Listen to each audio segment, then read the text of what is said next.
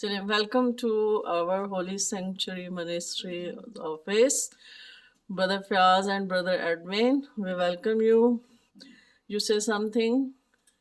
Thanks God, I am glad to come here and glad to see this office and Holy Sanctuary Ministry. And God is blessing us. God bless this office to Sister Nasreen. We are also thankful to Sister Nasreen. She welcomed us here.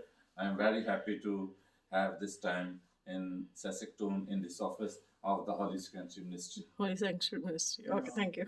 Okay, today is Sunday, and then in the morning we have attended church, Elam Church, and Pastor have already attended there.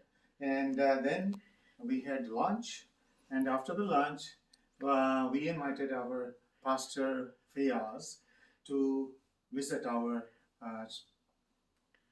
office here of Holy Sanctuary Ministry.